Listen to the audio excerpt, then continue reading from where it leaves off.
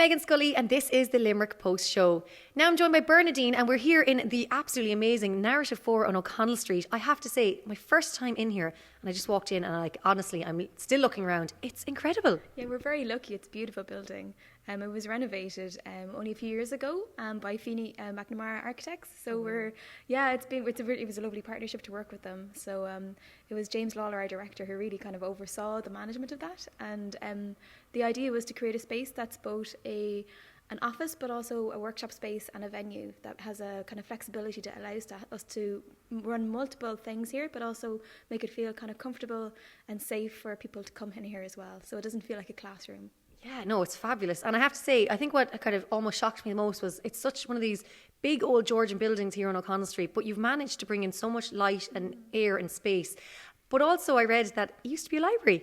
It was, and actually, we have many people who come in here who used to work here. Oh, wow. So, and it's lovely to have that cultural memory of a place that we're able to carry on, especially with like a literary heritage. You know, books are so important, literature is so important to our city. To be able to kind of continue that story is really important.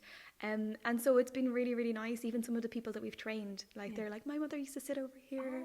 You know, so we've been able to give people some tours, you know, and they're able to point out where they worked, which is lovely. It's really nice to have that here. Oh, it's absolutely incredible. Now, you have been speaking about workspace and workshops. Can you tell me exactly what does the work at Narative 4 do? Sure. On a day-to-day basis, for the past year, we've been training facilitators to run our story exchange program in their school or in their communities. So what that is a program that allows us to step inside the shoes of someone different. So somebody who might not have the same experience of us, or maybe somebody who just sits next to us every day in school, but we're not quite sure what it's like for them at home or in their community. So it's called a story swap. So I tell you a story from my life, you tell me a story from yours, and I tell it back to a group as if it's my own. So imagine doing that with people who have known each other all their lives, but they've never really asked each other a personal question, or people who are from totally different communities in the city.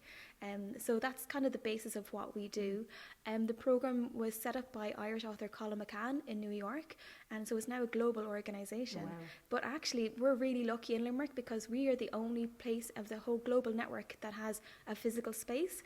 So we're like a laboratory to really explore what can happen when you have a safe space for people to come in and share their stories. That's absolutely incredible, and I suppose as well it's kind of nice for people maybe if you're new to a city or if you want to make some more friends, or as you said, meet new people or chat to people you already know. So when does this take place, or how often does it happen? So the actual programme itself, now we've been supporting and enabling community leaders and teachers to run it in their own classrooms. So of course for the summer we have a bit of a dip, it's a bit quieter, come September it'll all kick off again. And so teachers who are running it can use our space so they can bring their students in here, or else they go to their school, and we send writers out to schools. So for example, author Helena Close is going to be partnered up at a school from September to run to support the teachers and run the programme in that school. Super. Yeah. So if anyone wants to get involved, how can they get involved? And like I said, I know you touch on schools, but we'll say if someone living in Limerick City here thinks, I want to do this. A good way of dipping their toe in the water is to come and try out one of our storytelling events. So that's it isn't necessarily the full programme where you swap a story with a partner, but it's actually about hearing people's stories that are true and are connected to the city. And they happen once a month, so they'll be starting back in September, and we have our special event. That is our Narative for Limerick event that's going to happen on 14th of August.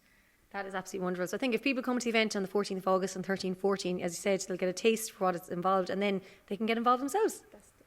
That's right. Yeah. Bernadine, thank you so much for chatting to the Limerick Post and for showing us around this beautiful building and for telling us all about Narative 4. You're welcome. Come back anytime. I'm now joined by Rachel, and we're going to chat all about a very special event that is taking place. Can you tell me all about it?